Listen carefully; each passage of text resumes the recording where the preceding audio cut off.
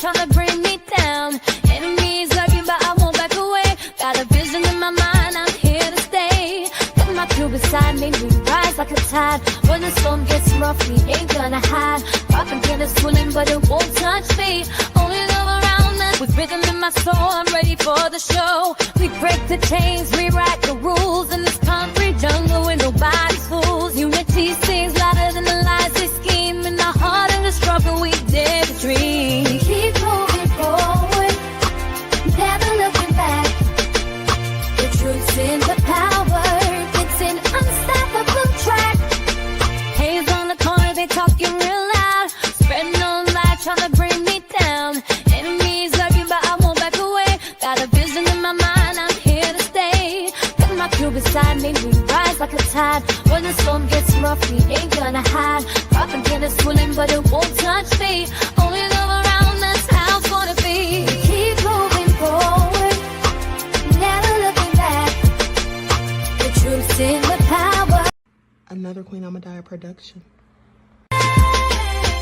Haze on the corner, they talking real loud. Spreading on light, trying to bring me down. Enemies lurking, but I won't back away. Got a vision in my mind, I'm here to stay. Got my crew beside me, we rise like a tide. When the storm gets rough, we ain't gonna hide. Propaganda swirling, but it won't touch me.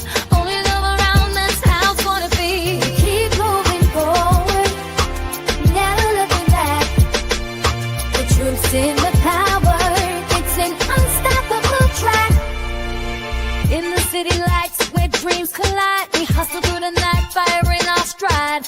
Whispers in the dark can't dim my glow. With rhythm in my soul, I'm ready for the show. We break the chains, rewrite the rules. In this concrete jungle where nobody's fools. Unity sings louder than the lies they scheme. In the heart of the struggle, we dare to dream. We keep moving forward, never looking back.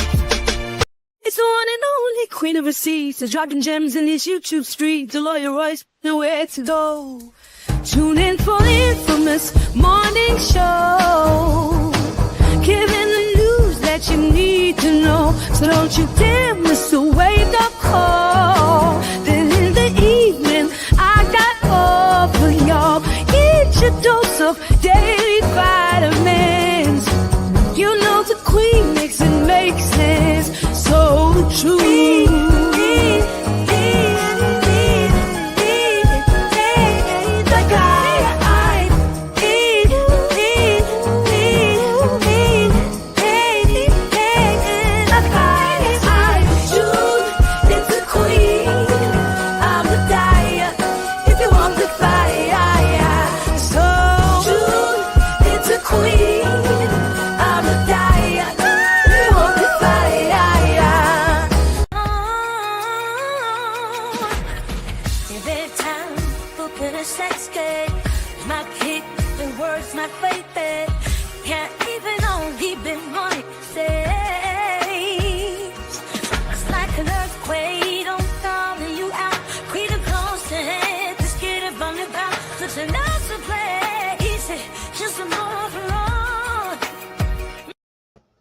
All right, hello, Grand Rising, everyone. Thanks for tuning back in once again to the original Queen Ahmadiyyah Shakur show. I'm your host, Queen Ahmadiyyah Shakur, and this is your morning wake-up call. So as you're coming in, please feel free to go ahead and subscribe to the channel if you haven't done so already. Be sure to click that notification bell and click the word all so you're notified each time the Queen Goddess goes live.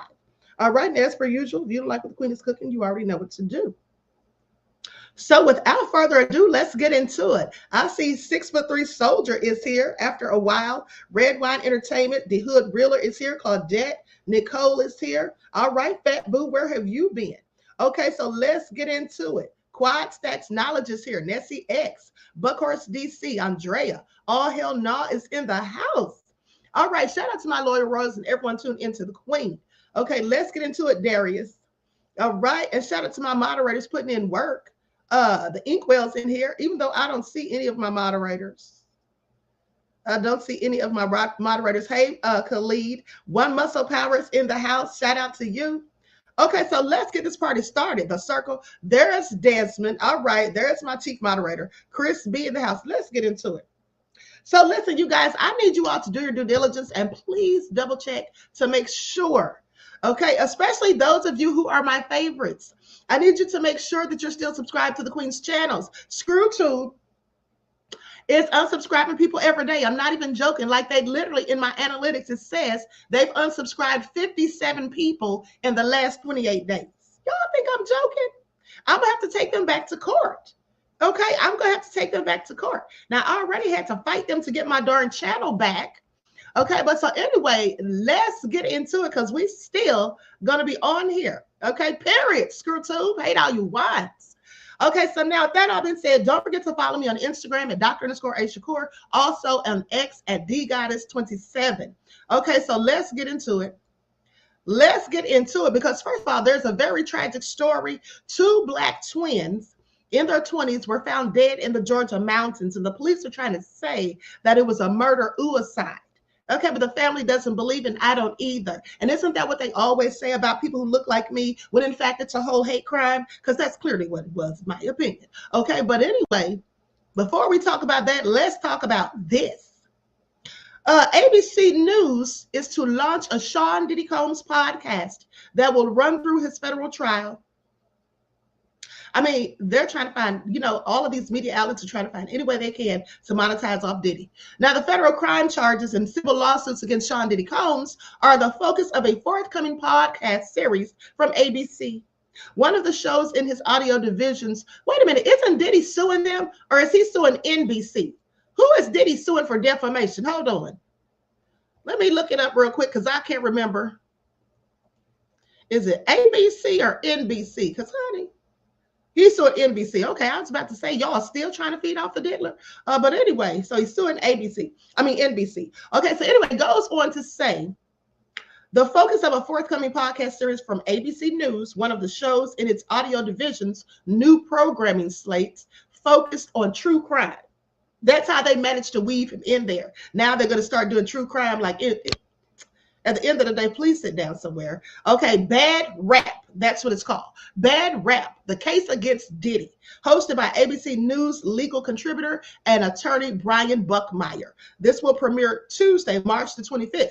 The podcast will be supported by 2020. Here's my question. Why the hell they didn't think of this when Jeffrey Einstein was in the news? Yeah. Why did they think about this when Harvey Weinstein was in the news? I have questions. What about Peter Nygaard? Okay. I'm just saying. The podcast will be supported by 2020 and ABC News Global News Gathering Team. It's the first of ABC's audio ongoing series of 2020 true crime shows. The podcast will trace how whispers of abuse came to light and led to the stunning federal charges and civil lawsuits that Diddy now faces, according to ABC News. I hope that when they're done with the Diddy podcast, that they go on to Jeffrey Epstein.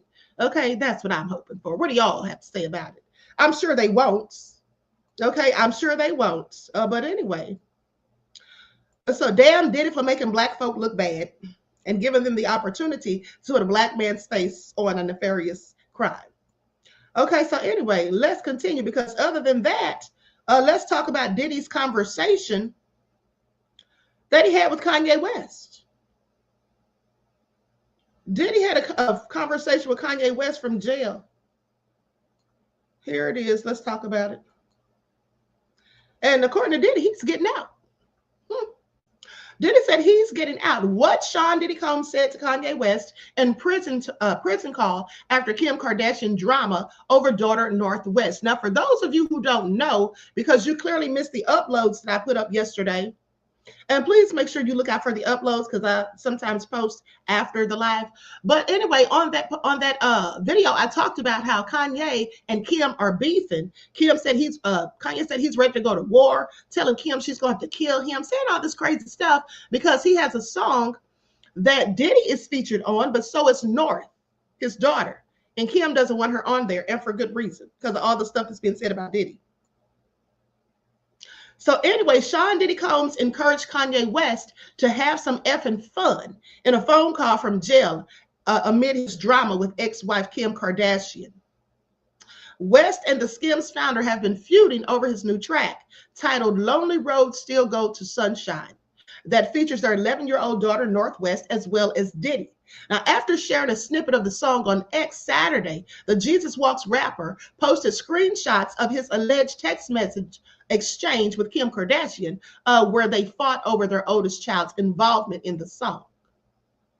Now, in the alleged text, the Kardashian star told West that she trademarked North's name in an attempt to stop the song from being released.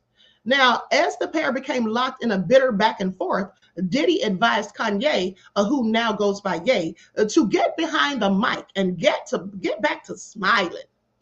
When I get out of here, this is what Diddy said. When I get out of there, man, I want to see you effing tear down the stadiums. I need to see you back on that stage, effing actually rapping and effing performing and everything. I be dreaming of that ish. Diddy, the only thing you're dreaming about is getting back home and being in your bed, okay, with freak offs. Anyway, it's unclear exactly when the phone call between the rappers took place. Now, at the start of the conversation, Combs was heard telling the 24-time Grammy winner, tell you real from the front line. This ish is wicked. So now they're best buds. I find it all interesting. Goes on to say, this wish is wicked, wicked. So you be careful. You can't do nothing for just, I need you out there. You hear me? I hear you. Yes, sir. This is what Kanye said. Now, first of all, are they releasing the recorded conversation?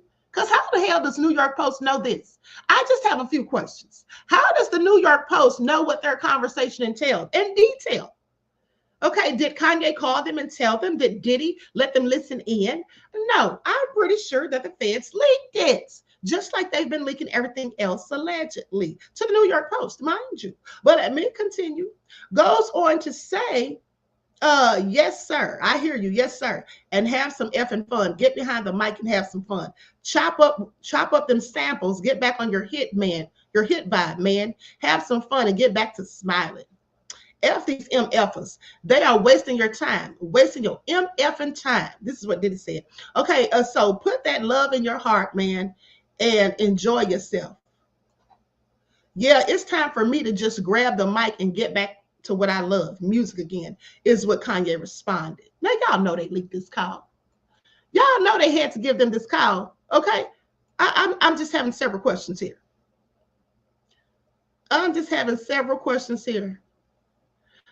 Sheila said, I agree with Kim. I wouldn't want my child on a song with Diddy. Exactly. And that's not even age appropriate anyway. What the hell's an 11-year-old doing on a song with Diddy? Okay, I mean, that's all crazy. But so is Kanye. This version of him. Okay, so anyway,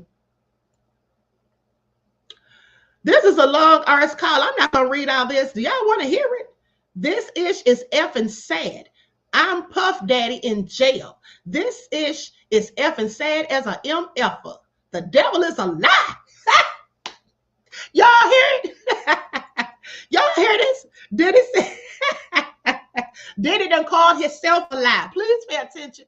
Did Diddy say the devil is a lie? Oh, yeah, Diddy, you actually are, okay? No, he didn't, honey.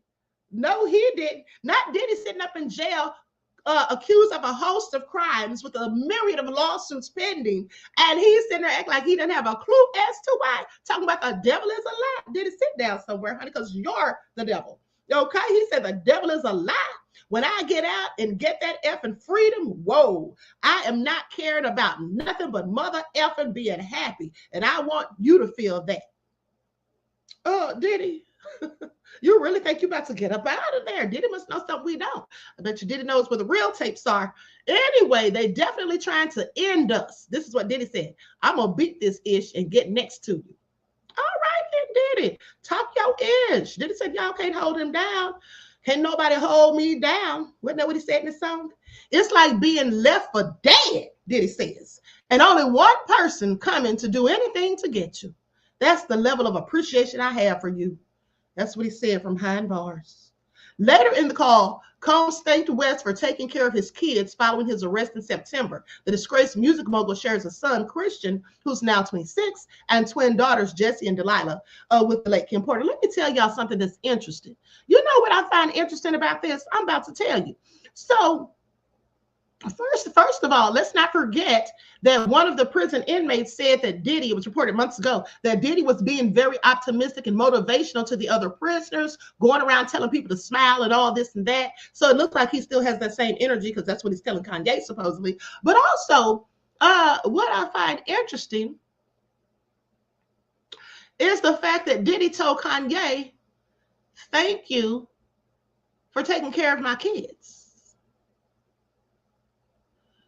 Later in the call, he thanked West for taking care of his kids following his arrest in September. That's interesting because on that song that Kanye played a snippet of that Kim's mad about, in the beginning of the song, there's audio and it's Diddy talking to Kanye and literally telling him, you know, thank you for taking care of my kids. And he's talking like he's in jail. Diddy is talking like he's in jail and he's telling Kanye, thanks for taking care of my kids. I find that all interesting. Don't you all? Don't you all? When did they make this song, honey? Was it prophetic? Okay, so anyway, that's what Diddy said. Diddy said he's going to beat this rap, honey. The devil is a lie. Well, anyway, with that all being said, they go on to talk about his other son, Quincy, who's supposedly adopted, but not really. Okay. And then Combs and Chance and Love, of course.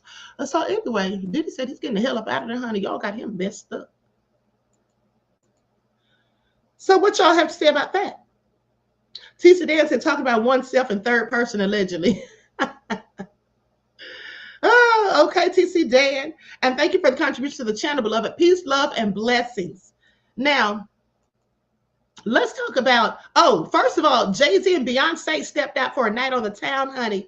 Yeah, everybody's out here celebrating, having a good time now that Jay-Z's gotten that case dismissed. Beyonce and Jay-Z step out for date night after his legal victory in Sean Diddy Combs' lawsuit. This is an exclusive, they say. The couple's night out comes weeks after the lawsuit involving rape allegations made against Jay-Z were dropped.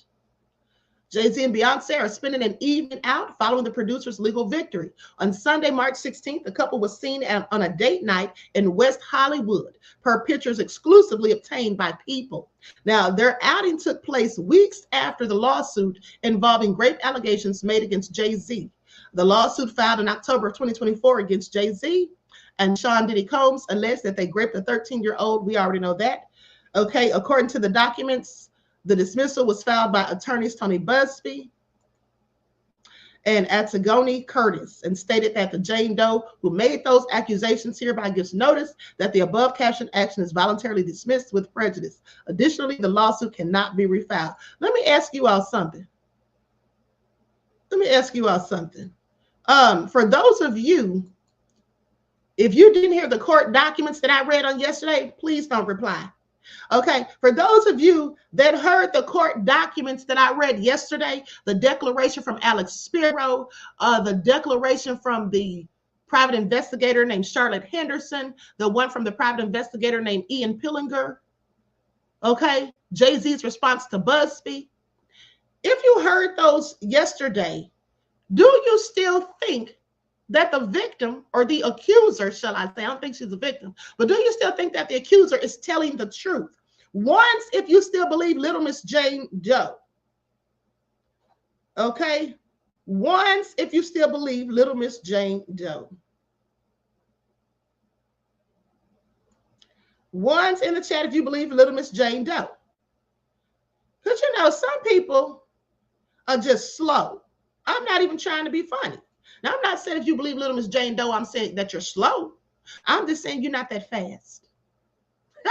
I'm just saying you're not that fast, okay? If you still believe what this woman has said after we done found out Busby is a whole liar, that he didn't even vet her until December. Mind you, the lawsuit was filed in October. He didn't meet her, sit down with her until December. Who does that? Who does that? If you heard the audio where she was telling the private investigators one thing, then runs over here and tells Busby another, and you still believe that she's a credible source.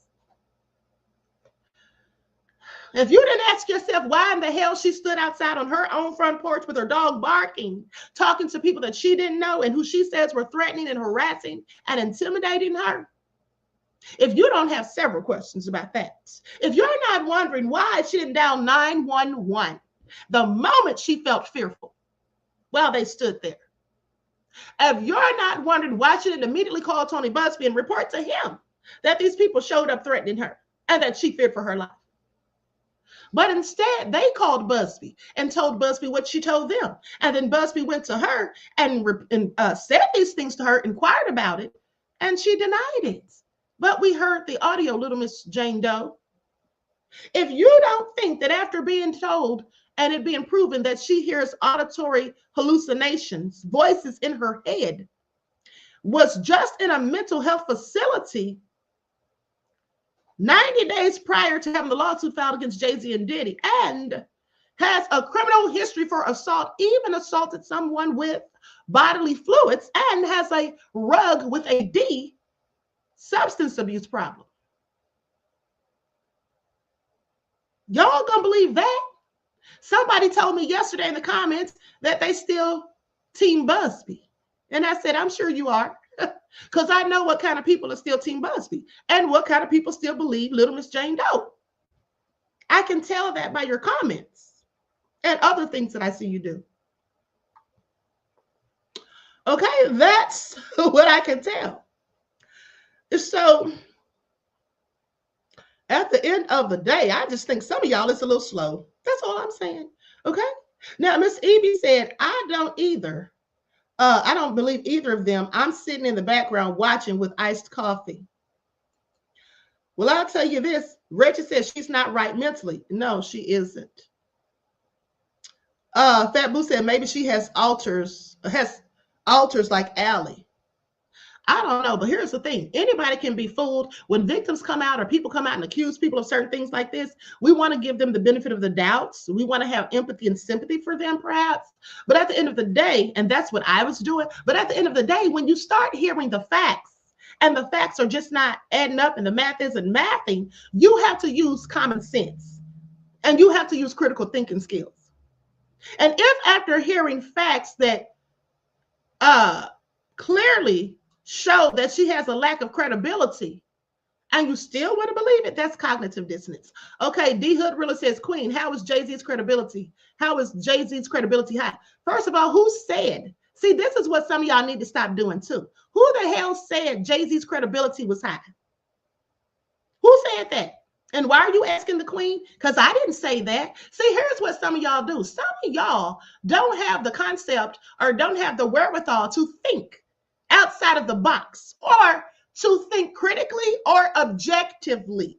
Okay? See, here's the thing. Just because somebody doesn't agree with one doesn't mean they agree with the other. It's just like during the election and prior to when I was going in on Kamala, and then some people were thinking, oh, I'm for Trump. I never said I was for Trump.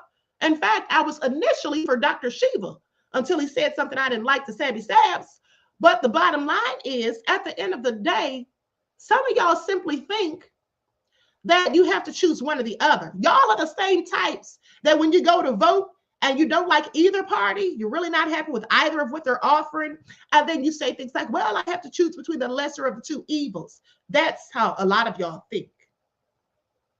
Okay, I didn't say anything at any time about Jay-Z's credibility. That's what I didn't do. What I did speak on is little Miss Jane Doe's, because we have people who have her on a recording that we all heard. Those who were there when I played the audio, we all heard her lying. How do we know she was lying?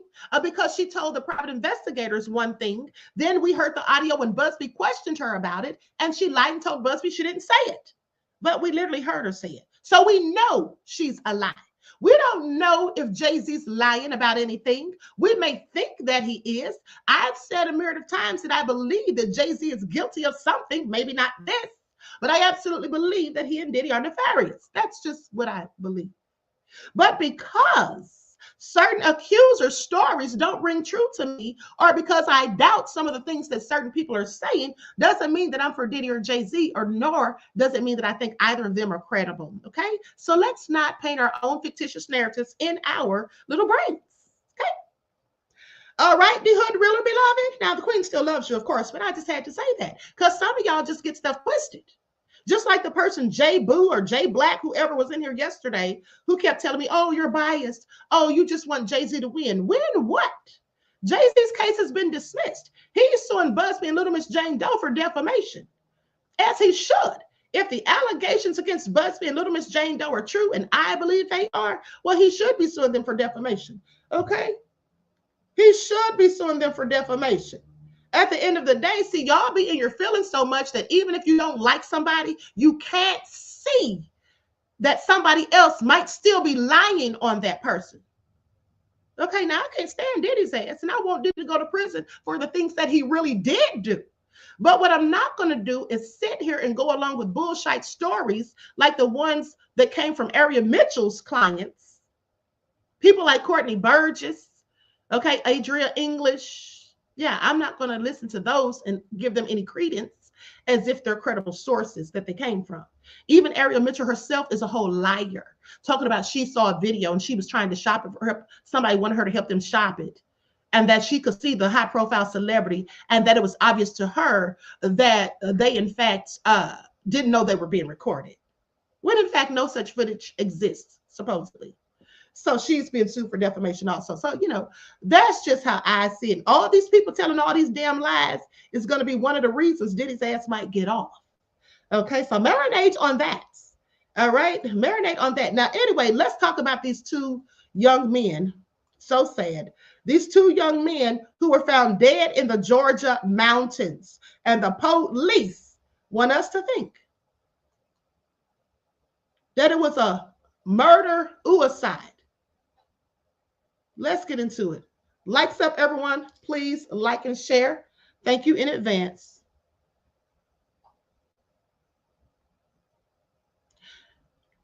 And the autopsy reports are pending. Okay, so I'm going to go to, hold on, you guys. Okay, I'm going to go to a news report in just a second, but let me just give you some background on the case. So these two young men were supposed to be going out of town, and they never made it to their destination. They were found deceased, and their tickets were still in their pockets. Okay, two Georgia twin brothers were found deceased with gunshot wounds on a mountain by authorities, and authorities have yet to release their official causes of death.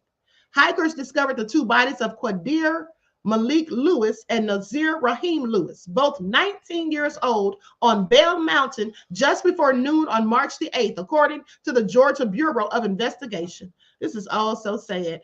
Now, despite the completed autopsies, the medical examiner is declining to officially rule on both manner and cause of death for the teens, pending additional forensic tests. Okay, this is what the GBI announced on yesterday. Could it be that they just don't want us to know the whole damn truth? Is this a cover-up? But let me continue. Deputies with the Towns County Sheriff's Office were the first to arrive on the scene on March the 8th and found that both teens had suffered gunshot wounds. This is according to a GBI news release. Now, those deputies then alerted the GBI, and based on a preliminary investigation, the two agencies said that they believe the deaths resulted from a murder-suicide. That's a load of BS, because if it was that, did they find a weapon on the scene? Because where's the weapon if one of them took out the other one and then themselves? Okay, I have several questions. My nephews wouldn't do this. That's what the family member says, okay, at the end of the day. Now, they go on to say the teens had no connection to Bell Mountain, which is located 90 miles north of their home in Lawrenceville, and had been planning to fly to Boston on the weekend that they disappeared in a series of posts shared on Facebook. Okay, so they had said they were supposed to be going on a trip to Boston. Now, the older sister of the two brothers is also rejecting the initial assertion from authorities about their deaths. These people know that they didn't do this, they didn't do this to one another. Okay. So anyway, they want it further investigated. Now, I'm going to go to the news report.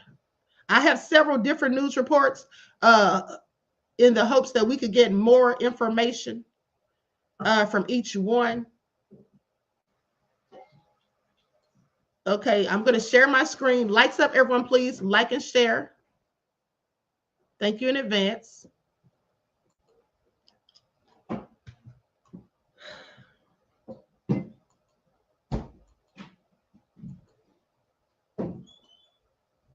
Okay, here we go. brothers. A mystery on Bell Mountain. The bodies of twin brothers found in Towns County near the North Carolina line, 90 miles from their home in Lawrenceville.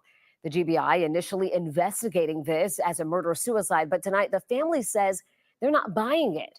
11 Alive's Cody Alcorn spoke with them just a few hours ago. He's live for us in our newsroom with more on this investigation and what the family has to say, Cody. Well, Jennifer, the brothers Khaidir and Nazir Lewis were twins. The GBI says a hiker found their bodies at the top of Bell Mountain on Saturday morning. Both had been shot. The family couldn't believe it when they got the call hours later, knowing the twin brothers were supposed to be in Boston visiting friends. We want answers. We want to know exactly what happened to the twins. Nazir and Khaidir Lewis. Those my nephews. Just a few weeks shy of their 20th birthday. I can get past it. They're gone. The twins' uncle, Raheem Bronner. They're very protective of each other. They love each other. They're like inseparable. So I couldn't imagine them hurting each other because I never even seen them get into a fist fight before. The GBI saying their preliminary investigation points to the twins' death being a murder-suicide. We knew right away that wasn't true. Family says the twins had a 7 a.m. flight to Boston last Friday. Right there, we never heard from them. They missed their flight. We don't know what happened. 24 hours later, the twins' body found 90 miles away. How they end out in the mountains, they don't hike out there. They've never even been out there. They don't know nothing about Hiwassee, Georgia. They never even heard of Bell Mountains. So how did they end up right there? A mystery this family is trying to solve. They had a huge support system. Like, we know them that they wouldn't do anything like this. So to say that they did this to each other when they come from a family of love, and they love each other, they always together, we don't believe that. They didn't do this to each other. Something happened in those mountains, and we want answers. I did reach out to the GBI tonight. A spokesperson says the twins' autopsies is finished, but they're awaiting additional forensic testing to be finished, as well as the investigation portion of this before they issue a final ruling on the brothers' causes of death. I want you all to pay attention to something. The autopsy reports are done, but they're not going to give the results until they get more forensic testing. Then that means they're not done. Okay, I think there's a cover-up going on here. Something shady is afoot. And also, here's the thing. Now, like I've told you all a myriad of times, when people who look like me are found deceased in mountains, hanging from trees, and all of these things, they always want to act like it's suicide. Oh, they did that to themselves. There's no reason to suspect foul play. Nothing to see here, folks. This is what they always tell us. But my question is this. How come every time these incidents happen, the police are always quick to call it a suicide before they've even conducted any type of investigation? They arrive on the scene, they take a few pictures, then they do the media blitz talking about it was a suicide. They don't collect any soil from the ground, any soil samples to see, if they can figure out about footprints or anything, or if dirt was brought from somewhere else, because sometimes people murk you in one place and then transport your body to another. They don't take any DNA. They don't do any of these things before they tell us it's an suicide. And so with that all being said, if this was a murder suicide, well, the question is, where do they get that theory from? What made them arrive on scene at that mountain and see two dead brothers and say, oh yeah, this is a murder suicide? What made them come to that conclusion? What evidence did they see that led them to believe that? I'll guarantee you it was none. That's just what they said, because they probably know what really happened up there in them damn mountains. I bet you they know what happened up there in those mountains, okay? I bet you they know exactly what happened up there in those mountains. All right? Yeah, I'm pretty sure they know. But they want to sit there and say a murder suicide. But at the end of the day, if that were the case, because they died from gunshot wounds, that's what we do know. They died from gunshot wounds. So which of them was carrying a gun? Which of them was carrying a gun? Did they have a gun registered in either of their names? Why would they be carrying a gun when they were traveling? They were going to get on a plane. Why would they even have a gun? You see how that makes no sense? And then if they did that to themselves, one to the other, then where's the weapon? It would surely be laying close to one of the bodies. You see, these are the things that they're not talking about. And they don't want us to ask questions. They want us to just accept what they say. And at the end of the day, this sounds like a whole cover up, talking about the autopsy report's done, but they're not going to release it till further forensics investigation is done. Well, that means it's not done then, doesn't it? Stupid. Okay. Doesn't that mean that it's not done? And since when do Black people go up in the mountains?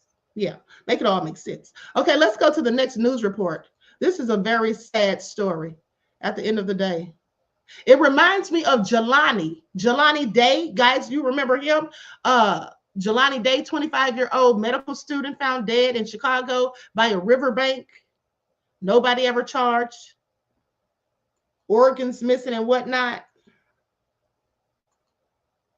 Family is searching for answers after twin brothers just shy of their 20th birthday were found dead on the top of Bell Mountain. It's about 90 miles away from their home in Lawrenceville, Georgia. Their family says they were supposed to be on a flight to Boston the day before to visit some friends. They also say they're in shock to learn the GBI is investigating this as a murder-suicide for now. How they end out in the mountains, they don't hike out there. They've never even been out there. They don't know nothing about Hiwassee, Georgia. They never even heard of Bell Mountains. So how did they end up right there? Both brothers were shot, but their aunt and uncle do not believe that either of them would have done this. They're very protective of each other. They love each other. They're like inseparable. So I couldn't imagine them hurting each other because I never even seen them get into a fist fight before. We reached out to the GBI for more information. A spokesperson says the autopsies are finished, but they're waiting on additional forensic tests to be finished, as well as the investigation before they issue a final ruling on the cause of death for the twins. Today's actually a really exciting day.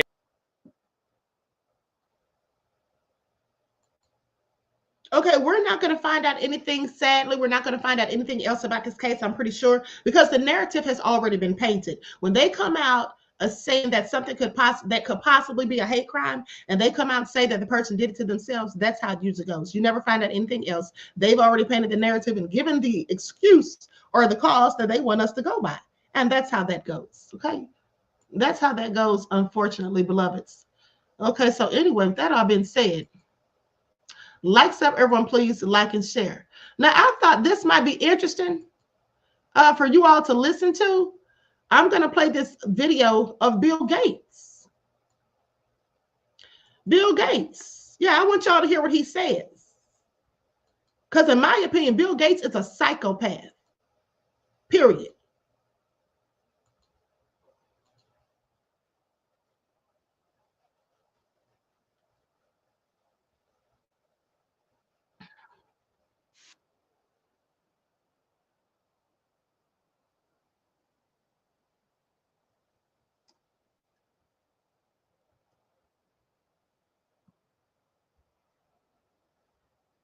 into the household. So Edinburgh happens to be where a lot of the world's best work on this is done, and that's why DFID and the Gates Foundation are funding scientists here.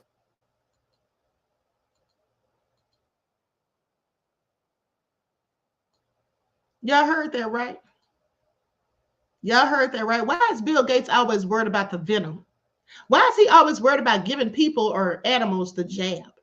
Okay, he's not even a doctor. Why is that his area of concern when it isn't even his area of expertise? I just have several questions. Anyway, let's continue. So, here's some good news. Let's talk about it because Elon Musk, you know, these boycotts are really, really hitting him where it hurts. And I'm glad to hear it. Okay, I'm glad to hear it. Let's talk about it. Likes up, everyone, please like and share. Thank you in advance. Tesla stock is plunging again. It could drop for a 9th straight week. This was reported on yesterday. Okay, this was reported on yesterday. They say his Tesla stock is dropping. Well, that's not all they say. So they say Tesla's short sellers make $16 billion as Elon Musk loses $200 billion. Can you imagine that?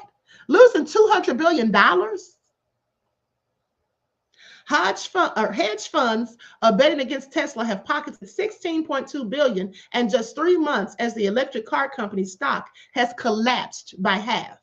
Elon Musk, who was once worth over $320 billion, has seen his fortune plunge from $200 billion, setting a new world record for the largest personal wealth loss in history. Y'all hear that? Lost $200 billion. Now, since December 17th of 2024, Tesla's market value has plummeted by more than just $700 billion, wiping out billions of investors, and short sellers who profit when stock prices drop have taken full advantage. Now, goes on to say that 3 partners reported that traders holding short positions against Tesla have seen massive paper profits as the stock continues to sink. In just the first few days of the crash, Elon lost $100 billion, and that number has now doubled. Tesla stock price took a hit after Elon became increasingly vocal in European politics, openly supporting far-right groups. Now, his involvement in politics combined with sweeping budget cuts and federal government spending as head of the Department of Government Efficiency has driven away customers. Car sales in Europe have dropped significantly, and the backlash is growing. Okay, Per Likander, managing partner at the $1.5 billion hedge fund Clean Energy Transition, has been shortening Tesla for years. Okay, they've been shorting Tesla for years. He believes the company's brand is in free fall. Tesla's had a very strong brand value, and Elon has managed to totally destroy it, he says. He's on the wrong side of his buyership. It's not people with cowboy boots who buy Teslas. Basically saying that he's not appealing to his group now, or his base. Even JP Morgan, one of the biggest names on Wall Street, has lost faith. The bank lowered its Tesla stock price target from 135 to 120, stating that we struggle to think of anything in the history of the automotive industry in which a brand has lost so much value so quickly. And as of Monday, Tesla shares were trading at $238.01. Now, they say for years, shortening Tesla was a nightmare. Hedge fund betting against the company lost $64.5 billion on paper since Tesla's IPO in 2010. Many firms were forced to abandon their short positions after the stock skyrocketed 1,500% between 2019 and mid-2021. In 2020, there were 300 million shorted Tesla shares, making it one of the most shared or shorted stocks in the U.S. at the time. Now, short sellers are finally making money. The number of shorted Tesla shares has jumped 16.3% in the past month, reaching $71 million, okay, or 2.6% of Tesla's total shares. The company's recent post-election gains have also been wiped out. So the money they made before, the profits they made before the election has been wiped out. Please pay attention. Okay, so yeah, boycotting Tesla. And so they talk about, do boycotts work? As Target's traffic declines, Tesla and others see consumer shifts. So there is strength in numbers. And we absolutely should know that. Now, as some of America's biggest and most recognizable companies, CEOs, and boards of directors continue to speak out for and against certain social and geopolitical issues, particularly DEI, consumers have begun to draw their own conclusions about how these actions will affect them and their families. Are y'all listening? Are y'all listening? Because I find it also interesting. But hold on, because we got to get to, I'm trying to get to this super chat. We got to get to what Elon's own hometown folk had to say about him. Okay. Fat Boo, thank you for your contribution to the channel, beloved. Peace, love, and blessings. I appreciate you. Okay, so that all being said, let's continue, because I find it all so nefarious at the end of the day. So it goes on to say the result is a call for economic boycotts or a fast, as changes in consumer behavior are being designed to hit companies where it counts. And that's their bottom line. Okay, now while most of the numbers are still coming in, some of the data is beginning to provide a sneak peek at trends and get us a little closer to being able to answer the question, do boycotts still work in 2025? Now, Target, one of America's largest retailers with over 1,050 stores, has been omnipresent in the news recently for its January decision to change its DEI policy and practices around both supplier diversity, of which they renamed supplier engagements, and for its decision to sunset the latest corporate lingo for shutdown, its racial equity action and change initiative. Now, both of these shifts signal that it would be changing its investment and priority in diversity efforts, which the company has been vocal about in the past, particularly around Black-owned businesses, where it committed to $2 billion, okay, in spending. Now, soon thereafter, a movement began growing on social media calling for an economic blackout on February 28th against Target, alongside other retailers who made similar DEI changes. And on that day, Target's website traffic was down, okay, by 9% compared with the same period last year. Okay, so it looks like boycotts do still work in 2025. Please pay attention. Now, Elon's hometown has some things to say about him, so let's get into it. Likes up, everyone, please. Don't forget to like and share. Okay, so I'm going to go to this video. Go to this video. It looks like Elon's just losing big. I mean, the biggest loss in history. You know, I wouldn't necessarily say that's the biggest loss in history. For me, the biggest loss in history would be all of the land and money that people who look like me lost, okay, through the thievery, right? Through the thievery. The tech oligarchs have taken over. Elon Musk and his whole Doge coup, or whatever you want to call it. Who the fuck is Elon Musk and why is he in the White House? I'm here in Palo Alto, California, the heart of the Silicon Valley, where protesters had just showed up in front of this Tesla dealership. I wanted to come and talk to people and see what the tech oligarch hometown had to say. All of these tech companies that are really concentrated in Silicon Valley, taking over critical government functions. And that has been happening for, over a decade now, but it's really come to a climax with Elon Musk basically being like a shadow president. The community that they got rich off of is not going to put up with their BS, frankly. I'm here to stand up to Doge. Unelected bureaucrats, of course, as Elon has been spouting when he, in fact, is an unelected bureaucrat. Just the fact that we're using the word oligarch in this country every day now is super frightening. I was proud of living in Silicon Valley. They want to kill anything that's going to get in their way of becoming complete oligarchs and taking over. We're exercising our freedom of speech as we have it now, and hopefully can continue to maintain it. There is no perspective. There is no human caring, human aspect about the whole thing. We're not actually preventing anybody from entering the storefront, but somebody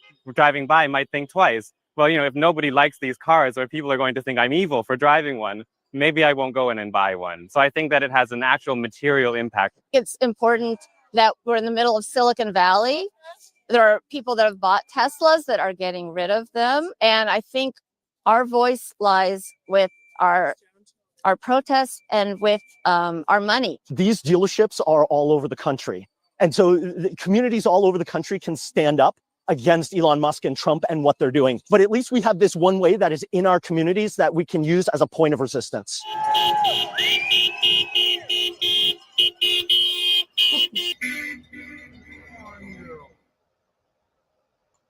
Well, y'all heard it. Elon likely needs to sit down somewhere at the end of the day. Okay. And here's the thing. Boycotts still do work, but unfortunately, thank you, Easy, for your contribution to the channel, beloved. Peace, love, and blessings. Okay, here's the thing. Boycotts, economic boycotts still work. They always will. The only thing is they don't work for people who look like me, because people who look like me won't stick together. Okay, that's what we won't do. Other people will, as you can see, but Black folk just can't stick together. You know why? Because y'all be doing cheap stuff. Let's get into it. Let's get into it. Black people be loving cheap stuff. Okay, I remember it was a few years ago, about 5 or 6, when there was a Black woman who went into an Asian beauty supply store. Okay, and she had like a 2 or 3-year-old son with her, and he picked up like a little small keychain or something. And when they were walking out of the door, she realized that he had it. She took it from him, turned around, and tossed it to the worker or the owner who was standing in the doorway. He comes out of the doorway and starts talking greasy to her, like going off, talking trash. And so they got into an argument, and he punched her in the mouth. Now, when he punched her in the mouth, he literally split her lip. She had to go to the hospital to get stitches. So the next day, there was about 5 to 10 Black men out there with signs protesting and telling people to boycott the store. So you know what the owner did? The owner put all of his hair weave and lace front wigs on sale for 50% off. Do you know that Black women lined up around the store to get in there to get cheap weave? That's what they did. They lined up around the freaking store. And then when one of the Black men tried to talk them out of it, one of them walked over and cursed him out. That's what Black people do. That's what Black people do. If Black people are talking about boycotting anything, all the people have to do is give them a cheap price, and half of y'all is going to go in there and still buy the stuff. There was another video of a Black man who took out his angst on a Asian nail salon, because the day prior they had beaten up a 13-year-old girl and her grandmother because they weren't happy with the service that they were given, and they didn't want to pay. Now, they wanted to pay for one of the services but not the other, or something like that. Anyway, they locked them in the store, held them, what's it called, false imprisonment. That's what that is. They locked them in there, okay, and then put hands on them. Now, the next day, Tyrone Muhammad, who's an activist, came and he threw a brick through the window. Now, of course, he was wrong for that, but that's how mad he was. And then when the police pulled up, he put his hands out for them to arrest him. He didn't care. But don't you know, that same day, and in fact, the next day and all the days after, Black women still went in that same salon and sat there and got their damn nails done. See, this is why I don't fool with most Black women, because that's what they do. That's what they do. I'm not going to say the men, because I haven't seen Black men just doing stuff like this, but I damn sure see Black women doing stuff like this, because a lot of Black women seem to give a damn about is their looks, like their weave and their nails. That's why you see these baby mamas walking around here with $400 weaves, long fingernails, and their children looking raggedy as hell. That's a fact. Don't get mad at me. I'm just telling y'all like it is. And this is why we can't get anywhere. Okay, this is why we can't get anywhere, but y'all don't want to have that conversation. And I know I stepped on some toes, but at the end of the day, the truth needs to be said.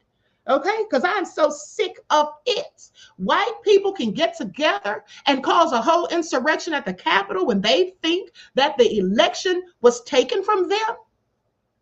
They know they might go to jail. They don't care or think about the consequences. They just mount up and ride. That's what they do. Black people sit around and complain and whine and grumble, and then every now and then we get some signs and we go out and protest and walk the streets until we get tired and then come home and forget about it a week later. That's what we do. Here's a thought. Instead of protesting, the next time the police kill somebody who looks like me at a damn traffic stop or while they were unarmed, no matter where they were, how about we just boycott, period? How about we all boycott Christmas? Okay, that'll hit them in the pockets. Don't y'all know that Black people have all the control of the spending power, that we are the ones who spend trillions of dollars per year, especially around the holiday season? Do you ever think about how they actually have a holiday almost every month? That's for a reason. It's not a coincidence. It's all by design to keep your ass spending your money. And how is it that the very people who look like me that love to go out here and buy all these diamond necklaces, chains, and all of that, fancy cars with rims and expensive name brand clothes are the main ones who don't own any land? Can somebody please make that make sense? How come you don't own land? Let me tell y'all about something. Let's give a prime example of Little Meech. Big Meech's son, Little Meech. 50 Cent allowed him to make $5 million. That's a whole lot of money. Some of us ain't never seen $5 million at once. He made $5 million and don't have a dime of it left. And here's the thing. At the end of the day, not only does he not have a damn dime of it left, he didn't have nothing to even give his own father. That's why his father went running to Rick Ross when Rick Ross splashed in some cash. At the end of the day, Nicole said, keep speaking the truth, Queen. Thank you, beloved. I appreciate you for your insight into the topic and your contribution to the channel. Peace, love, and blessings. So Lil Meech took that $5 million, and one of the things he did, I don't know everything he did, but one of the things that I do know that he did, because he said it himself, he went and bought a Big Meech, or I'm sorry, a BMF diamond encrusted chain. You know how much that chain cost? It costs about $3,000, or I'm sorry, $300,000. I think he said he paid like $200,000 or $300,000 for a necklace, because he's looking like I got $5 million. How stupid is that? He could have taken that money and gone and bought real estate. He could have gone and bought a few homes and flipped them. He could have done a myriad of things except that. And see, that's why his ass is broke. And guess what he's doing now? In case you missed it, I was riding in my car the other day here in Atlanta, and I heard Little Meech on a radio advertisement for my 25% lawyer. This is what he has resorted to, doing commercials on the radio for my 25% lawyer. I wonder how much he got paid for that. I'm sure it wasn't much. See, wasteful spending. We don't need to just worry about the government with wasteful spending. We need to worry about Black folk with wasteful spending, because Black people, I mean, it seems like most of us allow money to burn a hole in our pockets, and we have become vanity slaves. We spend our hard-earned money on name brands. And don't you all realize, and I know I've told you this a million times, I'm going to say it again. Name brands are what they did to your ancestors. They used to brand our ancestors with their family names, so people knew whose property they were. They're still branding y'all with their family names. When you're rocking Gucci, that's their family name that you paid thousands for. When you're rocking Versace, Louis Vuitton, that's their family name. And guess what? You're building their family's generational wealth while you don't have none of your own. Probably don't even have 10 stacks in your own bank accounts. This is a fact. This is a fact. One of my very good friends who makes a decent amount of money, in fact, she makes a lot of money, really, but she loves expensive things. She loves name brands. She got to have all the red bottoms. She got to have the, the Birkin bags and all of that. She has to have all of that stuff. And then she told me, she was telling me one day that I need to get a Louis Vuitton bag or something like that. And I said, girl, I'm not impressed by that. I'm not about to spend $500 or $600 on a bag. And then she said, Queen, this bag was like $1,700. And I said, that's even worse. And she scoffed at me and laughed at me because I thought it cost like $500, because I don't know, because I don't buy expensive bags like that, because I don't give a darn. But she was like, girl, this bag was like $1,700. And I said, that's even more ridiculous. And I said, growing up, you must not have had much. And she said, no. She said, we wore Keds tennis shoes. See, I didn't grow up poor. I didn't grow up rich. I grew up in a well-to-do family, middle class, and we always had nice things. So maybe that's why nice things don't impress me. Like, I'm not just taken aback. I don't want to go out and buy a Bugatti, a Lamborghini, okay, big Cadillac with rims, like some of y'all be doing. You don't see me standing in line, wrapped around the mall, waiting to buy the latest. You don't see me doing stuff like that, okay? You don't see me doing things like that. Wise investments, that's what you should be doing. You should be purchasing land and real estate. Okay, that's what you should be doing. I've always had sense. Okay, but most of our people just sadly don't. I bought my first house when I was 27 years old. 27 years old.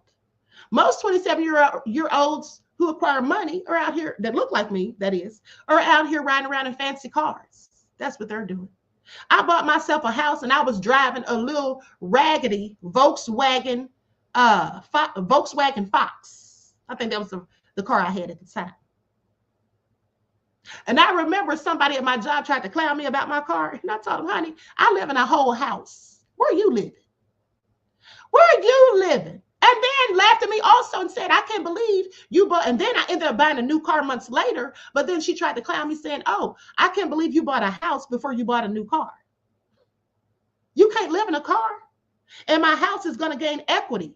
A car depreciates in value the moment you drive it off a lot. And I didn't mind driving a raggedy car when I had a whole house to go home to. See, it's all about how you look at things. It's about how you have your priorities. And some people have their priorities all messed up. Okay? They don't prioritize, or they prioritize the wrong things. What if something happened tomorrow and you couldn't go to work for a few days? Like if you broke your leg, anything could happen. You got sick, fell ill, had to end up in the hospital, and you had to miss days from work.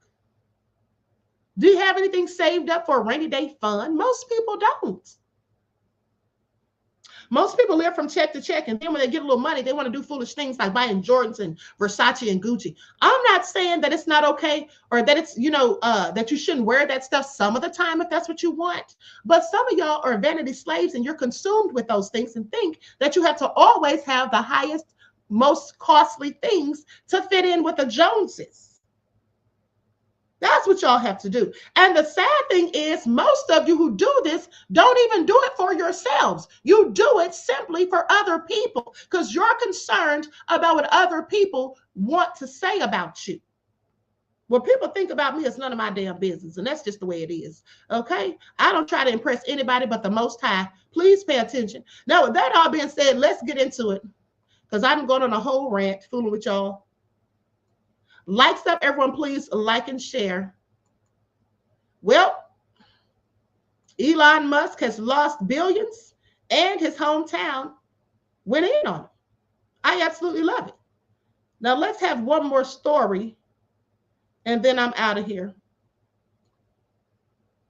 I'm out of here. Hold on, you guys. Let me find my receipt. And while I'm looking for it, let's have a brief word from our sponsor at 12 Tribes, because we got to keep the lights on. Do not buy 12 Tribes on Earth hair growth oil and hair magic elixir unless you want super healthy, gorgeous hair that grows.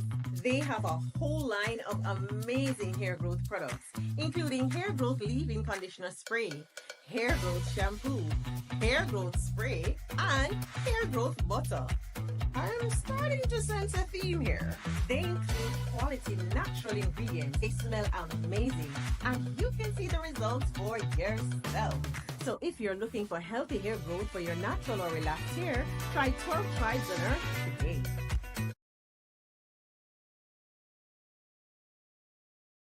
So with that all been said, don't forget that you can purchase 12 Tribes oil for your hair at Etsy.com. Just look for Lisa Crafts, and you can also find it at Walmart.com. Okay, so let's get into this nefariousness, honey. Let me send this to my email real quick. Okay. And don't forget, for the men, she has a lovely beard oil. All right. Now, before we get into that nefarious story, hold on. Let's talk about this real quick. Democrats' crisis of the future. The biggest states that back them are supposedly shrinking. Okay, this is what they're saying. Texas and Florida are growing rapidly. However, California, Illinois, and New York are shrinking. With America's population shifting to the South, political influence is seeping from reliably Democratic states to areas controlled by the Republicans. Coming out of a presidential election where they lost all 7 swing states, Democrats are facing a demographic challenge that could reduce their path to winning the U.S. House of Representatives or the White House for the long term. Please pay attention. Now, in current trends, if current trends hold through the 2030 consensus, states that voted for Vice President Kamala Harris will lose around a dozen House seats. And electoral college votes to the states that voted for President-elect Donald Trump. Okay, I'm sorry, hold on, let me go back. Okay, they say states that voted for Vice President Kamala Harris will lose around a dozen House seats and electoral college votes. Okay, to the states that voted for President-elect Donald Trump. Now, the Democratic path to 270 electoral college votes, the minimum needed to win the presidency, will get much more narrow. Okay, please pay attention. Red Wine Entertainment says, much love, Queen. Gratitude for getting the day started off right. Thank you, beloved. I appreciate your kind words and your contribution to the channel. Peace, love, and blessings. Now, they say at the end of the day, Democrats have to be able to win in the South or compete in the South if they want to control the levels of government. Okay, this is what Michael Lee, senior counsel for the democracy program at New York University School of Law at Brennan Center for Justice said, saying that otherwise it's a really uphill battle every time. Now, the Brennan Center, which is left-leaning, projects Democratic states in 2024 would lose 12 seats, okay, in the next census. The right-leaning American Redistricting Project forecast a similar blue-to-red shift, but pegged the loss at 11 seats, not 12. And so Lee's latest projection, which was released late last year, is based on the last 2 years of population changes and shows the South gaining more House seats than it has had in history. It would be the continuation of a decades-long trend of the population shifting from the Northeast and Midwest to the South and the Inland West. Americans and immigrants are gravitating toward warmer climates, cheaper housing, lower taxes, and plentiful jobs. Well, I'm going to tell y'all like this. If you're leaving California, New York, or Illinois, don't bring your arse to Atlanta, okay? Don't come down here, all right? We already have enough going on at the end of the day. Stay where you are, okay? Stay where you are, and it's particularly if you voted for Trump. Stay where you at. We have enough going on down here in the South, and I don't have time for it, okay? I don't have time for it. Now, with that all being said, let me tell y'all something. You remember when I told you guys about a week or so ago that Trump is running the country like a mob boss, like he thinks he's John Gotti? That's absolutely what he's doing. Trump wants to be king, okay? He wants to be king. He's turned into a whole tyrant, okay? And he's just doing a whole lot. And, you know, there's whispers that Trump has mental health issues. I'm not saying it, but that's what has been said. What do you all think about that? And here's the thing. Don't forget that Trump said prior to the election that if you vote for him this time, you'll never have to vote again. Do y'all remember that? Do y'all remember that? He said if you vote for him this time, you'll never have to vote again. See, what Trump and Elon Musk are doing is they're disrupting governments. Okay, they're disrupting the government. Do you know that my dear sister Lisa Cabrera told me on yesterday that they fired at least 10,000 postal workers in the past few days? 10,000 postal workers. Okay, when you start having a hard time getting your mail, packages aren't coming on time, that's why. What are they doing? They're disrupting the government. Okay, I think that they're trying to usher in the NWO. And I'm not going to say it because every time you say those words together, ScrewTube puts like a little box at the end of your screen, like a little notification thing or whatever. But y'all know what NWO is, right? New. Remember that song, It's a Whole New World? Yeah, that. I think that's what they're trying to usher in, okay, at the end of the day. And I also think they're trying to usher in Project 2025. You see, they would need to disrupt the government significantly to do that, to implement it. And that's exactly what it looks like they're doing. So please pay attention. Okay, please pay attention, specifically those of you who voted for Trump. Roddy says Trump has a hard-on for an authoritarian state, but the U.S. will be in a civil war before that happens. You know, they just might be. And if they do be in a civil war before that happens, you already know who's going to be fighting in that war, right? It won't be the people who look like me. Okay, it'll be the people who don't take no mess. And we all know who those people are. All right. So anyway, let's get into this next story because this is all so nefarious. Like stuff, everyone, please like and share. 10-year-old forced to make a bed for mom's dead body by killer boyfriend after he strangles her in the garage. Some people are sick. Okay. Some people are sick. And I'll guarantee you that this man was abusive and that this woman just kept putting up with his mess because I'm sure he didn't just wake up one day and strangle her out of the blue. A 22-year-old man is heading to prison for one of the most horrific murders that an Ohio judge says he's ever seen, with prosecutors saying that he strangled his 46-year-old girlfriend and then made a bed for her to rot in. Located inside the woman's own garage where the body sat for weeks while forcing her 10-year-old son to help him. He should never have to hug his dead mother, put her in the car with her murderer. This is what the family of the victim, Susan Ramberg, they said of her boyfriend, Kandawaswika Kahari. Honey, I don't know where y'all get these names, some of y'all, but anyway, Kandawaswika Hari's sentencing on Friday in a statement, according to the local ABC affiliate. Now, he should never have to play dead while lying in his own blood so his mother's murderer will stop kicking him.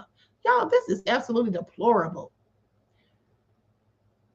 And this is what the family said, noting how Romberg's son was living in fear with Kahari and being abused by him for roughly 3 weeks after her death while she was left in the bed to decompose.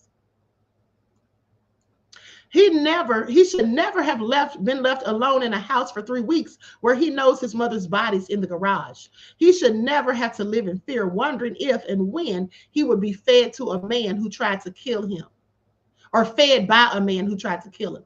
Kahari was given a sentence of 39 years to life in prison for the Reynoldsburg mother's February 2023 death. He pleaded guilty in December to charges of aggravated murder, felonious assault, and gross abuse of a corpse. One of the most horrific murders that I've encountered while on the bench, is what the judge said. Kahari was accused of making the bed for Ramberg sometime after strangling her, with police saying that he left her son alone at her residence for long periods of time in between checking on him and her body while also feeding the boy. This is a damn shame. Like, what kind of sick ass? Kahari and Ramberg got into an argument inside the garage before he killed her. Cops said that he punched and choked Ramberg to death. Kahari also attacked the woman's son with a shovel, forcing him to help make the bed for her body in the trunk of the car. This is An online obituary for Ramberg describes her as a devoted mother who was kind, caring, and empathetic, and fiercely loyal. She was said to have loved her family and friends more than anything. Kahari will be eligible for parole after serving the first 39 years of his sentence. First of all, he should never get parole. He should have gotten a death sentence, because not just the fact that he killed this poor woman, but then to have her son going through that, this is all some sick stuff. Okay, this is all absolutely deplorable. He needs to be on death row. I'm sorry, it's true. That's him right there. That's him right there. Oh, she wasn't black, Leon. She wasn't black. He was 22 and she's 46. I don't know how they thought that relationship was going to last. But at the end of the day. So now listen to this. Man accused of murdering his brother during an argument. Family shouts, "We love you," at a teen accused of murdering older brother after mom tried to separate them.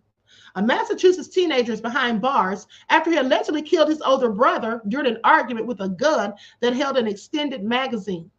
Jalen Lambert, age 17, stands accused of shooting his 20-year-old brother, Jaleel Simmons, to death. He's facing charges of murder, possession of a large capacity firearm, and possession of a firearm without a firearm identification card, according to the Bristol County District Attorney's Office.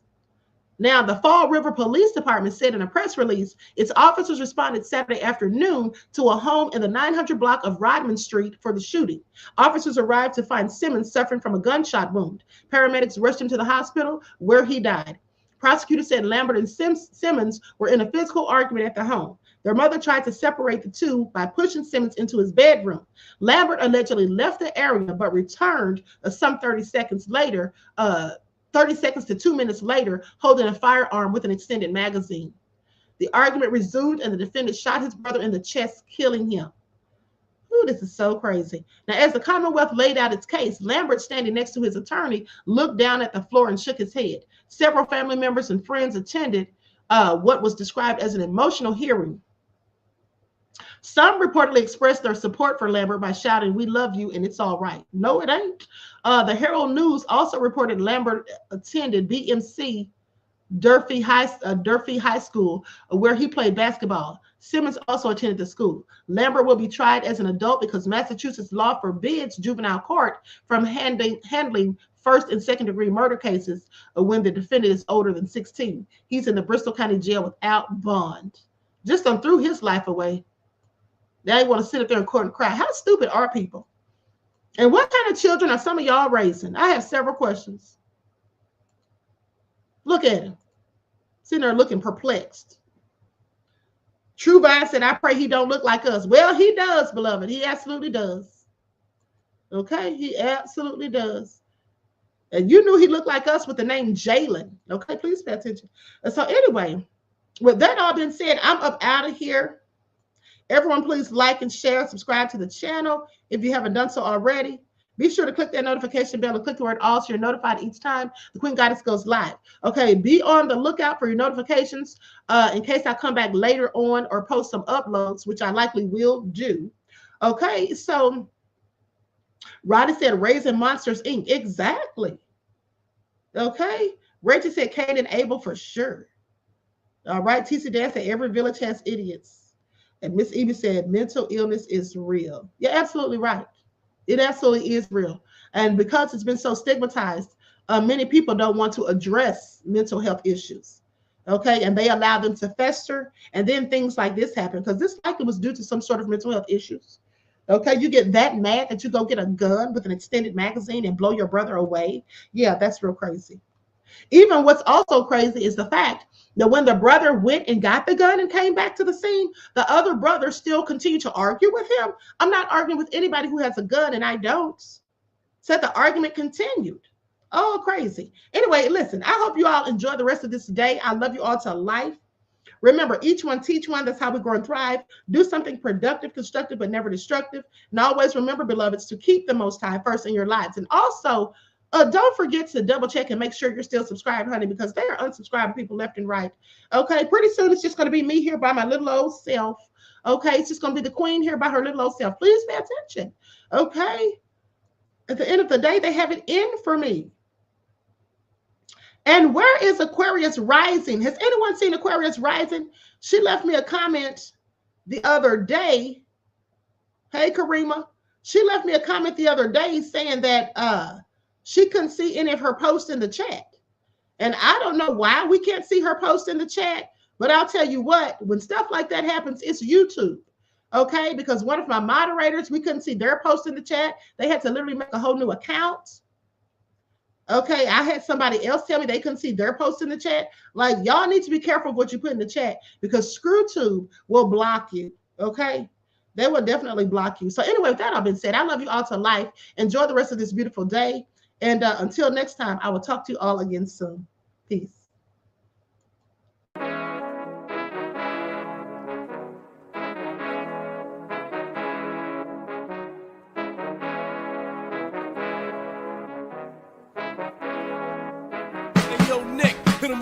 Gold all in my skin, God all in my blood, kings all in my circle. You touch one of mine and you're done. They show no love for the queen. Why you hating on me? Is it cause I'm free and I got Malcolm X in my jeans? I got dreams like King Luther, shed blood like Kunsa. You ain't helping my people, I ain't got nothing to say to ya. I want all the smoke like hookah. Talking reparations, America won't be great until they give us compensation. I'm like, I'm the hottest right now. See a bunch of lames out here trying to jock on my style. They be doing too much. I'm the queen, it's too easy. It's like they all at Popeyes, how they be talking so greasy. I just sit back and laugh while these haters get madder. So nefarious how they don't want my pockets with cheddar. I tell them they can do better. These snakes in the grass can leave a bite on your ass, cause y'all be trusting too fast. I got my foot on the gas, other one on they necks. Dropping receipts on haters, you better show some respect. I'm never facing regrets, we only facing the threats. Running through every challenge like a relay, break no sweat. It's a cold game, so I got that blanket with me. Now that my people awaken, ain't no going to sleep. I do not play by my piece, this time I'm playing for keeps. You talking slick, but when I see you like them ends, we gon' meet. And I got gold all in my skin, God all in my blood, circle, you touch one of mine and you done. They show no love for the queen. Why they hating on me? Is it cause I'm free and I got Malcolm X in my jeans and I got gold all in my skin? God all in my blood. Kings all in my circle, you touch one of mine and you done. They show no love for the queen. Why they hating on me? Is it cause I'm free and I got Malcolm X in my jeans and I got